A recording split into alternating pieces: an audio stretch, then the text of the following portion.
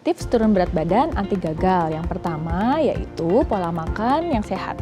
Pola makan yang sehat terdiri dari defisit kalori sesuai dengan kebutuhan, kemudian tingkatkan asupan protein dari telur, tahu tempe, dan serat dari buah-buahan, sayur-sayuran, dan biji-bijian. Kemudian minum air putih yang cukup. Tidak lupa hindari juga makanan-makanan yang tidak sehat seperti makanan manis-manis, kemudian goreng-gorengan, makanan yang tinggi tepung-tepungan juga itu sebaiknya dihindari. Tidak skip sarapan, mindful eating juga perlu dilakukan. Kemudian yang kedua, aktivitas fisik. Jangan lupa lakukan olahraga baik latihan kardio maupun latihan ketahanan atau latihan otot. Dan tidak lupa juga untuk aktif bergerak, yaitu seperti jalan kaki, naik turun tangga, itu juga cukup membantu agar berat badan kita turun. Yang terakhir adalah gaya hidup lainnya seperti pola tidur yang cukup, kemudian kelola stres dengan baik, dan tidak multitasking dalam makan.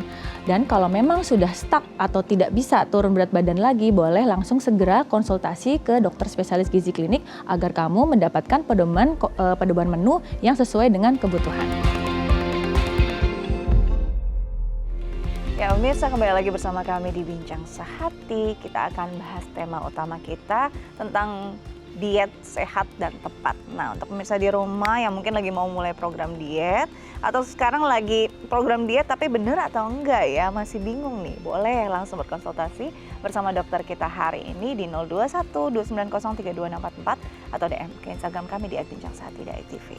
Kita lanjut lagi dengan dokter kita hari ini, Dr. Felianti Badrelani, SPGK, spesialis gizi klinik dari Rumah Sakit Permata Depok.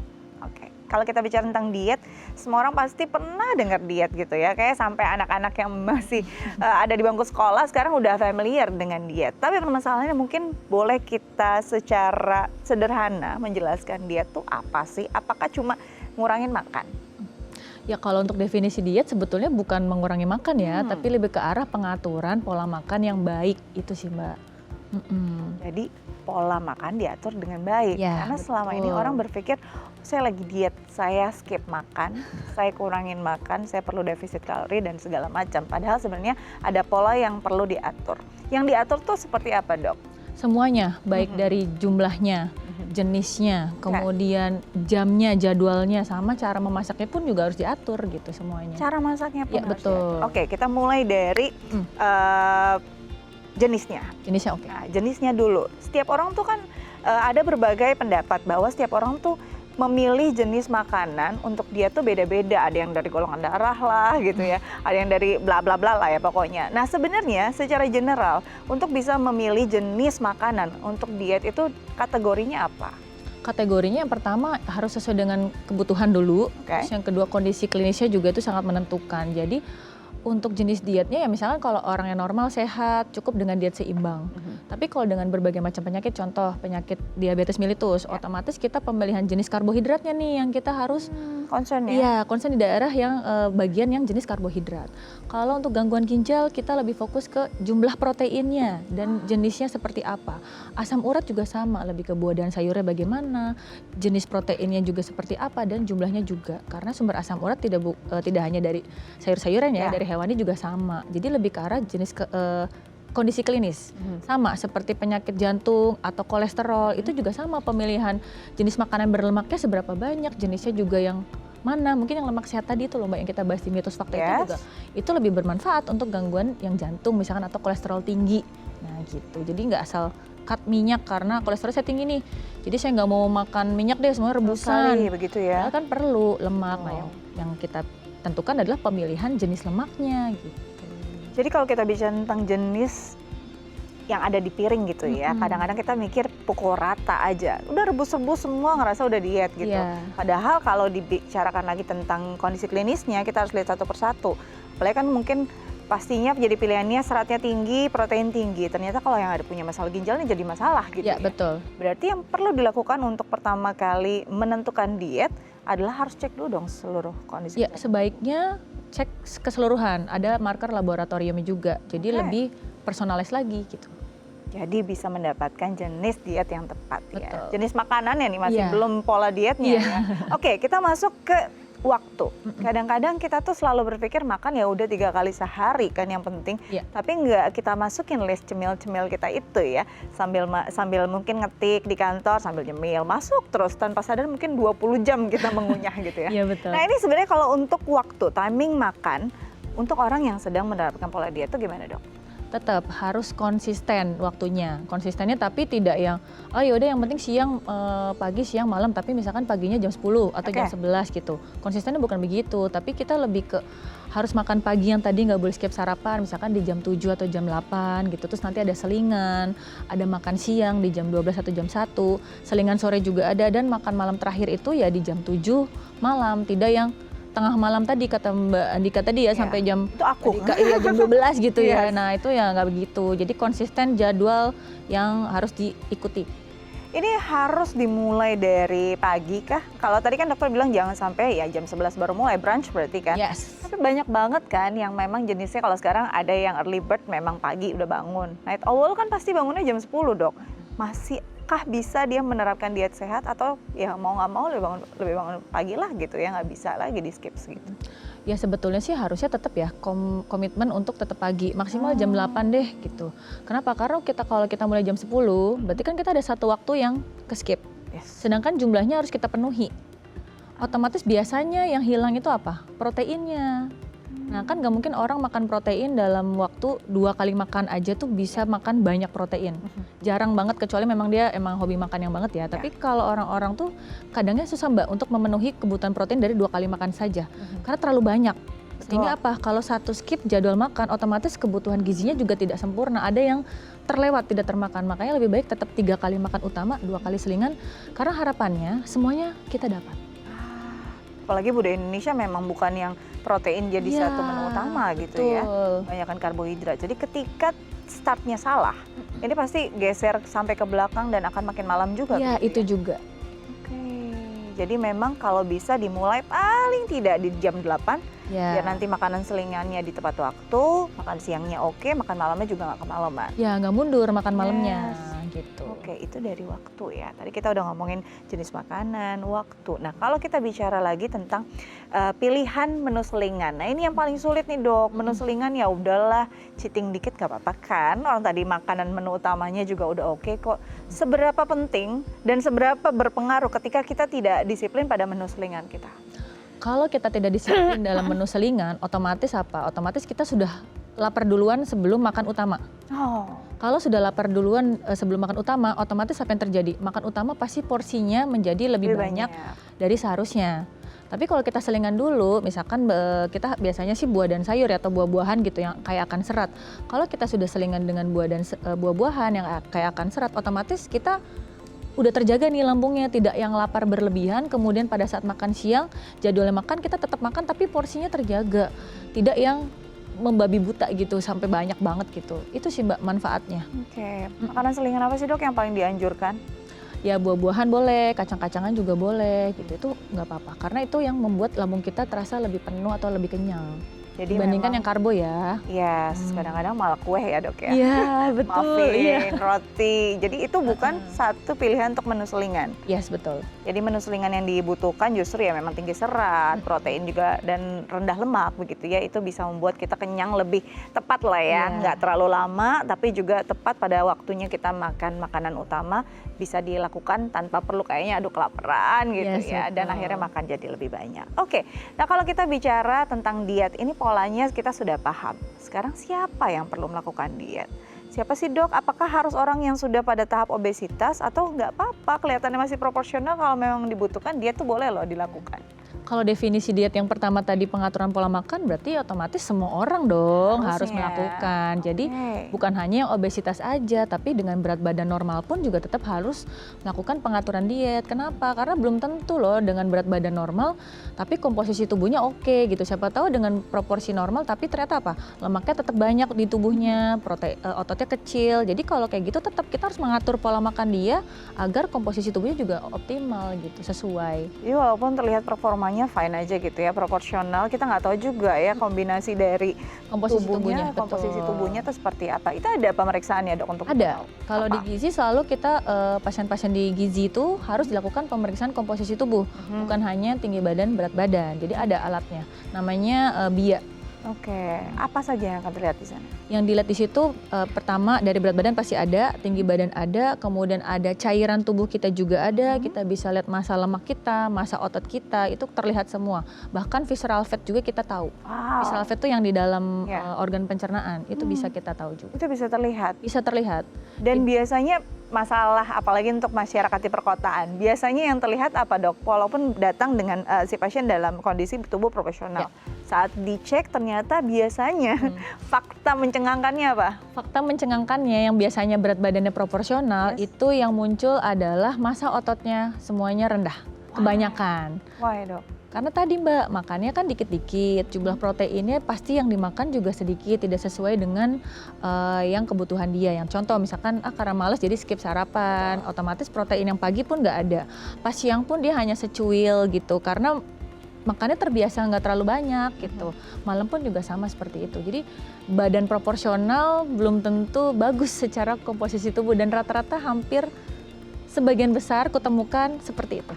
Sebagian besar dengan fakta mencengangkan massa ototnya kecil-kecil. Hati-hati nih, kayaknya abis ini saya perlu periksa juga ya dok ya. Oke, nanti kita lanjut lagi tapi usai jeda. Pemirsa, jangan kemana-mana, tetap bersama kami di Bincang Sehati.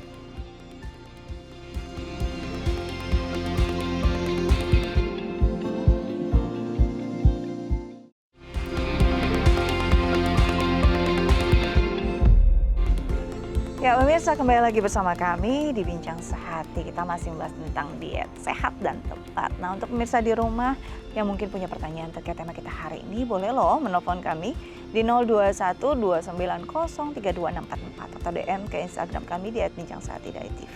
Kita lanjut lagi dengan dokter kita hari ini, Dr. Felianti Badrelani, SPGK, spesialis gizi klinik di Rumah Sakit Permata Depok. Oke, kalau tadi kita bicara tentang siapa sih orang yang perlu diet, sebenarnya semua orang perlu diet. Apalagi tadi sebenarnya dari yang timbangannya proporsional, terlihat performanya juga oke, itu bisa juga diterapkan misalnya program diet yang terkonsentrasi gitu ya, karena bisa jadi komposisi tubuhnya tidak sebaik itu. Nah kalau untuk orang-orang yang memang sudah punya masalah gitu ya dok ya, mulai dari overweight sampai obesitas, ini gimana dok mungkin cara sederhana untuk menghitungnya? Untuk menghitungnya terlebih dahulu ya pasti yang pertama berat badan, tinggi badan terlebih dahulu kita hitung indeks massa tubuhnya dari dua parameter tadi. Kemudian jika kita sudah mengetahui nilainya nih, oke, pasien ini obesitas yang tadi, komposisi tubuh kita lihat juga massa lemaknya seberapa banyak, cairan tubuhnya bagaimana, ototnya bagaimana, kemudian visceral fatnya bagaimana, lalu kita rancang tuh kebutuhannya dia berapa, kita hitung. Terus kita bikin untuk meal plan pasien tersebut sesuai dengan kebutuhan dan defisit kalorinya yang aman ya. Dan kita targetkan nih ke pasiennya. Pola diet yang dilakukan adalah yang realistis, kemudian harus konsisten terutama pasiennya. Dan yang kita targetkan adalah selain turun berat badan, massa lemaknya yang turun, bukan ototnya yang turun. Kadang kan pasien pada saat kontrol terbalik. Ototnya turun, lemaknya yang naik. Nah itu harus dievaluasi lagi tuh. Apakah program diet yang sudah diberikan diikuti dengan baik nggak untuk yang tadi itu yang kita bahas tuh Mbak, dari jenisnya, jumlahnya, kemudian waktunya juga untuk cara masaknya bagaimana. Nah itu tetap harus kita evaluasi. Kadang pasien masih bingung tuh, ada aja yang masih salah-salah gitu. Makanya pas evaluasi dengan komposisi tubuh terbalik biasanya, ototnya turun, lemaknya naik. Nah itu yang tidak kita inginkan. Nah ini kan setiap orang indeks massa tubuhnya pasti beda-beda dong dok, gitu ya. Kondisinya juga sangat berbeda. Seberapa individual sih diet itu? Kalau kita bicara tentang kalori yang dibutuhkan, karena kadang-kadang kita pukul rata ya. Kita diet yuk gitu ya bersama pasangan misalnya. Sama nih porsi saya dan porsi pasangan misalnya. Karena terpikir ya udah biar sekalian kan ya, nimbang-nimbangnya sekalian. Nah sebenarnya seberapa individual sih penerapan diet untuk seseorang? Karena tidak berdasarkan tadi ya kan Mbak, sama kan saya sama dia sama gitu. Nggak seperti itu karena kebutuhan energi kita itu juga dipengaruhi oleh jenis kelamin, usia juga, aktivitas fisik juga mempengaruhi. dengan 2 orang yang sama, tapi kalau yang satunya aktivitas fisiknya sedentary, yang sama satu laginya sangat aktif, pasti jumlah kalori yang kita kasih juga pasti beda. Gitu loh. Terus kemudian laki-laki dan perempuan itu kebutuhan energi juga pasti berbeda. Ada rumusnya juga gitu. Usia juga pasti mempengaruhi karena usia makin tua metabolismenya juga makin lambat. Otomatis kita harus tetap menyesuaikan lagi gitu. Jadi benar-benar tetap personalize banget, tiap orang beda-beda. Jadi personalis banget ya, Iya. nggak bisa samain gitu. Iya betul. Dan kalau kita bicara tentang istilahnya menu diet itu kan juga berbeda-beda, komorbidnya beda-beda. Dan itu berarti kalau kita mau mulai diet, yang harus dilakukan sebenarnya melihat kondisi tubuh statusnya seperti apa. Iya betul. Yang tadi Mbak bahas tuh perlu pemeriksaan lebih lengkap ya dok. Yes. Perlu banget itu. Tetap perlu dilakukan karena biar bisa lebih sesuai lagi dengan kondisi tubuhnya. Nah ini karena orang kalau berpikir tentang diet yang pertama difikirkan adalah yaitu porsinya harus dikurangin. Bahkan ada yang menerapkan one meal one day gitu ya. Betul. One meal in the day ini kan kebayang lemesnya dok. Betul. Ini gimana dok penerapannya? Kalau misalnya ini terjadi apalagi dalam waktu yang cukup panjang, berarti kan akan banyak yang terganggu nggak sih? Pasti dong. Kan kalau cuma satu hari. Tadi aja kita bahas yang cuma satu skip sarapan aja efeknya lumayan banyak juga. Apalagi cuma satu kali. Berarti otomatis apa? Zat gizinya pasti jauh lebih berkurang. Massa otot pasti jauh berkurang. Oke, lemak pasti turun. Tapi yang kita takutkan yang tadi, ototnya malah turun, airnya turun, hormon pasti juga tidak stabil. Kalau hormon tidak stabil apa? Penyakit-penyakit lain juga bermunculan. Apalagi gitu. untuk perempuan yang masih di masa Betul, produktif ya. Iya. Ini akan berganggu sekali nih untuk hormonalnya, entah itu dari siklus menstruasinya, dari masalah-masalah kesehatan lainnya, bahkan mungkin jadi breakout mukanya juga bisa tuh ya dok ya secara performa. Oke, kalau kita bicara tentang orang yang overweight sampai obesitas, untuk setiap orang yang sama-sama overweight aja nih personal banget kan, apalagi yang obesitas. Tapi kan sering banget kita melihat bahwa kok gampangan yang obes ya turunnya dibanding yang overweight. Karena kalau yang emang udah bener-bener jauh nilainya itu lebih mudah turun, bahkan kadang-kadang cuma jalan santai aja dia lebih cepat loh turunnya dibanding kita yang sebenarnya mau nurunin itu lebih kecil gitu. Kenapa ya dok ini bisa terjadi? Ya banyak faktor Mbak, bisa karena metabolisme tiap orang tersebut beda-beda. Yang tadi saya bilang ada yang walaupun usianya sama-sama nih, sama-sama misalnya 30 tahun, tapi yang satu bakatnya metabolismenya lambat, yang satu metabolisme cepat, itu harus diketahui juga. Ada pemeriksaan juga, pakai gen bisa seperti itu. Jadi kita lebih benar-benar ya lagi-lagi kondisi orangnya gitu, lebih ke metabolismenya sih biasanya kalau yang satunya lambat, satu cepat gitu. Jadi sebenarnya bukan karena dipukul rata, oh kalau mendingan obes kalian gitu ya, nanti lebih cepat turun yang enggak gitu kan sebenarnya. Nah itu dokter menarik nih bicara tentang metabolisme cepat dan lambat. Kita sering salah kaprah ini cepat tuh berarti yang ke toiletnya gampang ya gitu. Nah sebenarnya gimana metabolisme cepat dan metabolisme lambat itu bisa dilihat dari mana kekhasannya? Kekhasannya ya tadi misalkan dia makan banyak tapi dia tidak mudah gemuk. Karena metabolisme cepat tuh kenapa dia pembakarannya itu cepat sekali membakar lemak-lemak sehingga apa yang dia makan dia cepat jadi energi, jadi tidak jadi lemak gitu. Tapi kalau yang lambat ya dia misalnya agak-agak pelan sehingga pembakaran energinya tidak terlalu banyak sehingga nimbulnya jadi lemak-lemak itu. Oke, ini terlihat dari apa? Apakah kalau kita biasanya orang kan kalau lapar pasti kita performa lebih menurun ya dok ya. Kalau yang metabolisme cepat, apakah ketika makan dia langsung on gitu udah kerasa energinya ada atau gimana nih sebenarnya? Secara umum tidak seperti itu sih. Nggak bisa terlihat dari situ. Nggak bisa terlihat, ya? Betul. Jadi memang harus ada pemeriksaan ya? Iya, betul. Ya. Bukan juga untuk orang-orang yang jarang ke belakang gitu ya, jarang buang air besar bilang metabolisme lambat itu juga bukan di situ juga? Ya, bukan. Oke, karena banyak orang berpikir demikian. Oh saya sulit loh buang air besar. Oh saya sih metabolisme cepat, orang gampang kok sehari 3 kali gitu ya. Bukan di situ ternyata. Bukan. Oke, kalau justru kalau misalnya Anda keseringan buang air besar tuh ada masalah pencernaan lain ya. Ya kalau harus diperhatikan kalau jarang ya. juga berarti juga sama gangguan pencernaan juga. Dua-duanya kan. Betul. Jadi bukan ini metabolisme cepat atau lambat yang diperkirakan jadi ini dinormalisasi lah ya. Ini kondisi orang yang normal padahal bukan, bisa jadi ada masalah pencernaan. Nah, kalau kita bicara tentang orang diet, Dok. Banyak orang yang memang punya masalah kesehatan di pencernaannya. Boleh nggak sih diet yang aman untuk mereka seperti apa? Diet seimbang itu udah paling aman, Mbak. Untuk orang GERD juga dia paling aman. Kenapa? Karena dia makan terus dengan porsi yang kecil tapi sering kan. Justru malah teratur ya? Betul, malah teratur. Jadi orang yang GERD harusnya nggak akan kambuh dong. Harusnya nggak ada masalah? Iya, nggak ada masalah. Paling aman udah diet seimbang. Itu yang paling penting sebenarnya. Nah, kalau kita bicara tadi ya, overweight, obesitas. Ini kan the whole ya. Ada sebagian orang tuh yang struggle sebenarnya cuma mau mengecilkan bagian-bagian tertentu. Saya mau tanya dulu, kenapa sih lemak itu suka di bagian tertentu? Kenapa bisa berdiam di bagian tersebut, misalnya di lengan, di paha, atau misalnya badannya kurus tapi perutnya aja kok yang saya struggle. Kenapa dok bagian-bagian tersebut jadi area favorit untuk lemak? Ya memang area-area tersebut yang biasanya terjadi penimbulan lemak. Sebetulnya nggak di situ aja, dagu juga bisa nih, kan kadang double chin. Ya memang bagiannya lengan tuh, biasanya lengan, kemudian di perut, paha, lipatan belakang juga itu banyak sekali penimbunan lemak di situ. Sebetulnya hampir seluruh tubuh sih, cuman itu bagian-bagian yang terlihat tampak besar saja gitu atau sulit kecil gitu loh. Sebetulnya yang lain juga ada Mbak, cuma kita nggak sadar aja. Gitu. Oke, nah ini kenapa misalnya sudah turun timbangannya, tapi kok bagiannya tetap besar? Apakah memang harus ada kayak kombinasi dengan exercise tertentu untuk bisa membakar kalori atau membakar lemak di area tersebut atau gimana? Ya pasti, exercise juga tetap harus dilakukan. Makanya kan kalau diet itu yang tadi bukan sekedar cuma aku ngurangin makan, aku ngatur makanannya gitu. Tapi tetap aktivitas fisik, olahraga, latihan otot atau latihan kardio tetap harus kombinasi. Karena manajemen obesitas itu bukan sekedar masalah makan aja, tapi modifikasi gaya hidup yaitu perubahan pola makan dan aktivitas fisiknya itu juga harus jalan. Jadi nggak cuma satu aja. Oke, aku mau ngurangin makan aja deh, olahraganya nggak bisa. Harus dua-duanya berjalan.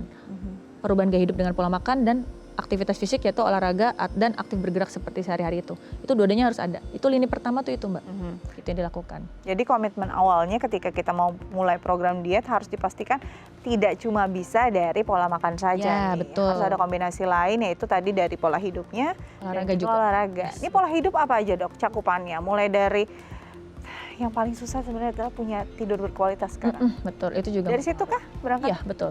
Jadi gaya hidup lainnya tuh banyak yang mempengaruhi terjadi obesitas. Contohnya tadi Mbak udah sampaikan yang tidurnya kurang atau stresnya juga masih ada gitu. Itu benar-benar tanpa disadari itu juga bisa bikin obesitas. Seberapa besar kontribusi tidur kurang dan tidak berkualitas ini pada? Sangat besar Mbak, karena terdapat pilar tambahan untuk manajemen obesitas ini yang salah satunya adalah edukasi psikologi. Yang tadi seperti stres itu juga harus kita kelola dengan baik, karena kan ada orang yang kalau stres makan. Banyak. Nah, berarti ngaruh banget kan? Nah, itu harus diintervensi psikologi juga untuk ke arah yang mental health tadi juga, itu sangat mempengaruhi juga gitu Mbak. Jadi kalau kita berpikir ternyata enggak lah, namanya berat badan tuh ya asupan makanan yang berpengaruh, ternyata dari tidur dan juga manajemen stres ini berpengaruh besar. Karena akan mempengaruhi perilaku kita juga ya. Ya, hormonal juga kan terpengaruh jadinya gitu kalau kita stres. Yes, betul. Nah kalau kita bicara tentang orang yang punya obesitas atau overweight, kan pasti banyak juga pengaruh-pengaruh atau faktor-faktor yang menyebabkannya. Mungkin di masa tertentu mungkin ada yang lagi sekolah atau lagi mungkin pendidikannya lagi struggle, apalagi di ending masa kuliah gitu ya, skripsi nyemil banget. Saya obesnya di bagian itu aja kok dok, sebenarnya harusnya kan bisa balik dong ke tubuh semula. Kenapa nggak bisa secepat itu ketika tubuh kita sudah terlanjur overweight atau obesitas? Kan kita tidak boleh turun berat badan terlalu cepat juga Mbak. Karena kalau terlalu cepat turun, nanti akan balik yoyonya juga lebih cepat. Jadi memang kita tetap bertahap. Tidak ada yang misalnya oke, seminggu 5 kilo, enggak. Kita tetap bertahap. Dalam 1 minggu itu setengah kilo sampai 1 kilo, rekomendasi kita tetap segitu. Yang amannya ya. Memang akan lama, mungkin bisa tahunan ya. Tapi yang kita harapkan itu bukan sekedar turun berat badan, tapi pola makan yang kita terapkan yang diet seimbang tadi dengan kalori yang tercukupi untuk kebutuhan tubuh itu bisa dilakukan sepanjang hidup. Jadi walaupun dia target berat badan sudah tercapai, kalau pola hidupnya sudah bagus, pola makannya sudah bagus, dia tetap akan mengikuti itu. Tapi kalau targetnya cuma turun berat badan, begitu sudah oke, sudah sesuai nih, lupa tuh nanti sama makanan-makanan yang selama ini dia sudah makan. Jadi targetnya tetap modifikasi gaya hidup untuk selamanya seumur hidup. Pengennya seperti itu. Jadi yang kita hitung itu bukan berapa lama saya diet, tapi berapa lama saya bisa mencapai target. Ya kan, target timbangan. Tapi kalau modifikasinya harusnya dilakukan seumur hidup gitu ya. Ya, betul. Itu yang masih sering salah. Jadi abis diet selesai, udah deh gede lagi. Nah itu yang semuanya salah seperti itu. Jadi karena targetnya merasa yang penting udah targetku tercapai, jadi aku boleh deh makan ini gitu. Nah itu dia, boleh deh cheating, tapi cheatingnya terus-terusan gitu ya, sebulan kemudian gitu ya, ternyata timbangannya kanan lagi. Oke, nanti kita lanjut lagi dok ya, tapi usai jeda. Pemirsa jangan kemana-mana, tetap bersama kami di Bincang Sehati.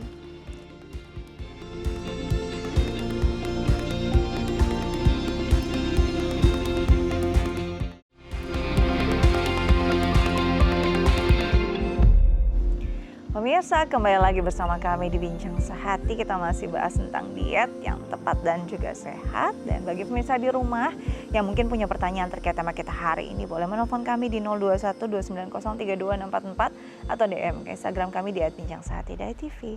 Kita lanjut lagi dengan Dr. Felianti Badralani, SPGK, spesialis gizi klinik di Rumah Sakit Permata Depok. Oke, kalau kita sudah berkomitmen untuk melakukan program diet, nah tapi kadang-kadang kan program dietnya tanpa arahan nih dok. Jadi pilih-pilih aja yang ada di media sosial dan banyak banget jenisnya. Mungkin kalau sebagai edukasi, jenis yang dipahami dan kita ketahui itu ada apa aja sih sebenarnya program diet yang tanpa arahan dulu ya dok ya.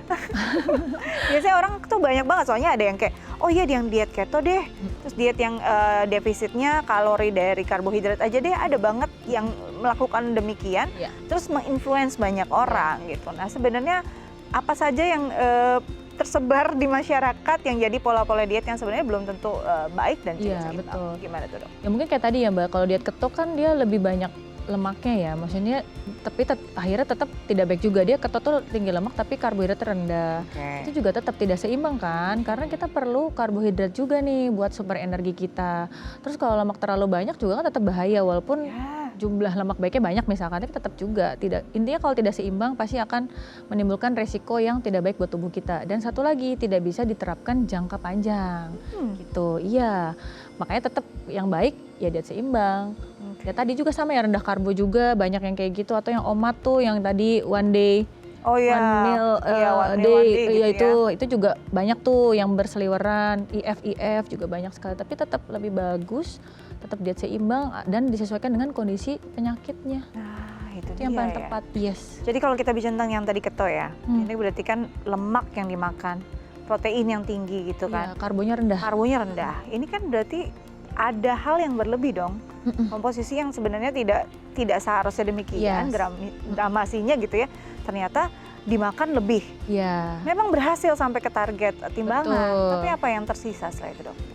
Nah, bisa ada penyakit sesuai dengan target, iya berat badannya. Lagi-lagi cek komposisi tubuhnya. Nah, udah sesuai belum, yang turun apa nih? Jangan-jangan ototnya yang turun atau airnya yang berkurang gitu. Efek sampingnya ya kita belum tahu banyak Mbak, bisa terjadi penyakit jantung juga bisa, penyakit yang lain nggak tahu. Apapun yang terjadi pasti bisa. Karena lagi-lagi kalau tidak seimbang, hormon pun jadi tidak seimbang. Jadi berantakan. Iya, jadi berantakan. Itu baru diet, satu jenis diet tuh ya keto ya. Nanti kita lanjut lagi, tapi ada pertanyaan dari pemirsa dulu. Saya bacakan dari DM Instagram kita, dari @viana. Dok, saya sering kali merasa lemas, cepat lelah dan juga pusing saat menjalani diet.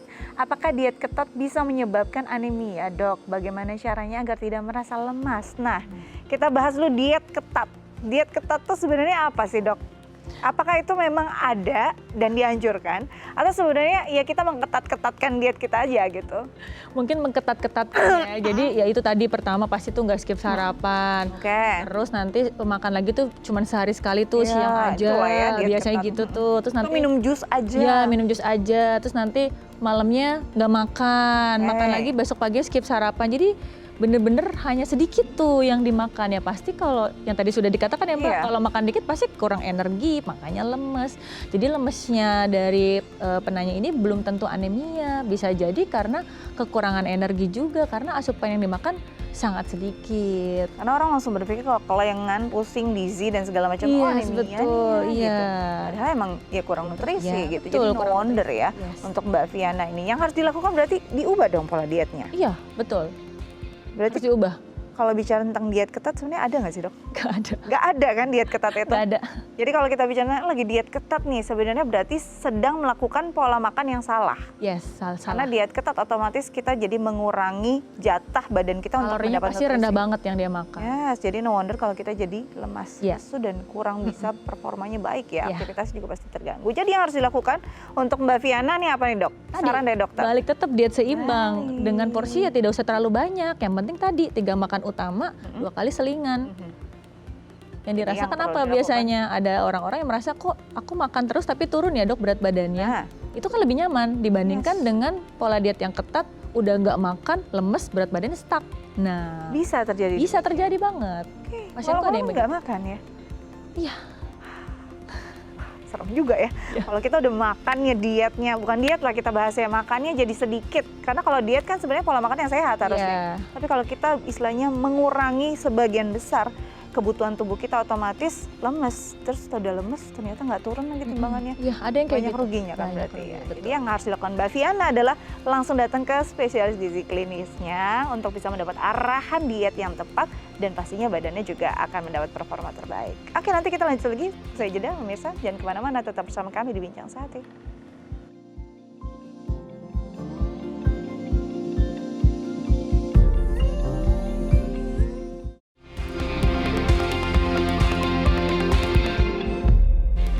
Ya, pemirsa, kembali lagi bersama kami di Bincang Sehati. Kita masih bahas tentang topik utama kita, diet sehat dan juga tepat. Dan untuk pemirsa di rumah yang mungkin punya pertanyaan terkait sama kita hari ini, boleh menelpon kami di 0212903244 atau DM ke Instagram kami di @bincangsehati.tv. Kita lanjut lagi dengan dokter kita hari ini, Dr. Felianti Badralani SPGK, spesialis gizi klinik dari Rumah Sakit Permata Depok. Oke, jadi kalau kita lihat banyak banget pola diet yang bertebaran di masyarakat, di-influence juga karena dianggap sukses karena bisa membuat timbangannya ke kiri. Tapi ternyata kita nggak tahu tuh kondisi dan status kesehatan tubuhnya seperti apa. Jadi yang sekarang kita harus lakukan, kalau kita mau mulai diet, apa aja tuh tahapan yang harus dilakukan untuk berkomitmen? Karena ini pasti komitmennya jangka panjang, bahkan sebenarnya seumur hidup ya dok ya? Iya, betul. Berarti yang harus dilakukan datang ke dokter spesialis gizi, klinis, lalu pemeriksaan apa yang dilakukan? Pemeriksaan ya biasanya kita tadi ya, tinggi badan, berat badan, komposisi tubuh ya. Kalau perlu mungkin tanda vital juga kita periksa. Kemudian kalau bisa pasien yang membawa hasil lab itu lebih bagus lagi. Ya, terus kita lakukan analisa asupan juga tuh kepada pasiennya. Maksudnya kebiasaan makanan dia seperti apa selama ini, yang salah-salah seperti apa, biar kita bisa membalikan atau mengembalikan seperti pada umumnya, pada yang normalnya gitu seperti apa. Kenapa kita harus analisa asupan? Selain untuk mengetahui kebutuhan apa asupan dia selama ini, kita juga jadi bisa membuat menu yang sesuai dengan kehidupan dia. Jangan yang realistis gitu, yang realistis yang bisa diikutin oleh pasiennya. Jangan sampai kalau kita tidak tahu kebiasaan pasien, seperti apa dia makan, kita membuat menu yang di luar kebiasaan pasien. Ya, pasti itu repot sih. Ya, pasti itu tidak akan bisa diikuti. Jadi sangat penting untuk mewawancara bagaimana kebiasaan itu. Itu pertama kita lakukan dulu. Berarti yang harus dilakukan tuh pasien harus jujur dulu ya sama asupan dia selama ini. Iya, betul dong, harus jujur apa adanya. Toh bukan dinilai atau bukan untuk disalahkan, tapi untuk evaluasi. Kalau pasiennya bohong, kita akan misalkan pasiennya menutup-nutupi, misalnya aku makannya nggak sebanyak itu kok dok. Nah, khawatirnya apa? Dokternya akan mengurangi makanannya lebih banyak dan otomatis lebih jauh dong dari apa yang dia makan. Yang pasti apa? Yang tadi jadinya lemes. Oke, berarti startnya itu dari mengurangi asupan, bukan kebutuhan. Asupannya dikurangi. Karena kalau kebutuhan kita kan beda-beda ya setiap orang. Betul. Ya. Tapi kalau kita biasa dengan asupan yang seporsi ini, dikuranginya jauh dari porsi yang sebelumnya. Jauh, iya. Ini berarti yang akan membuat seseorang tuh kaget. Iya. Bahkan bisa jadi lemas, lesu begitu. Iya, kita kan namanya beradaptasi terlebih dahulu, pelan-pelan, turunkan pelan-pelan. Nanti begitu sudah stabil dengan kalori yang kita turunkan itu, berat badannya udah cakep, kita turunkan lagi dikit-dikit terus sampai mencapai kebutuhan dia seharusnya.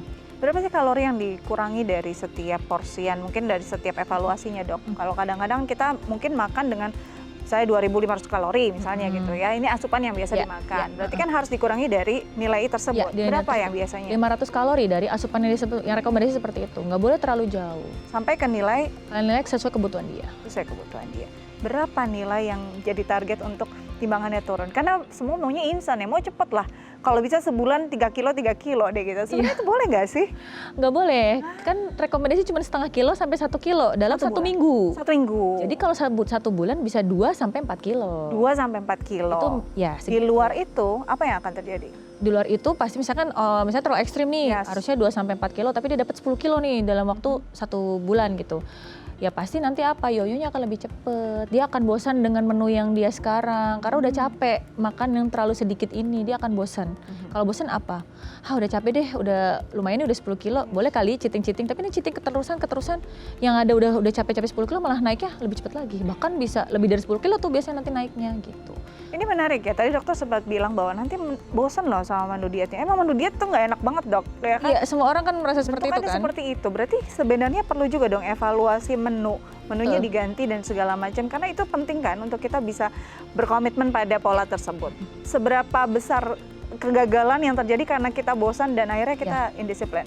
Ya itu sebetulnya yang salah ya selama ini karena orang-orang kalau mau diet pasti di otaknya aku harus makan rebusan. Yes. Padahal nggak seperti itu. Yang tadi cara memasak itu kan saya masukkan juga tuh yang komponen penting dalam untuk diet ini.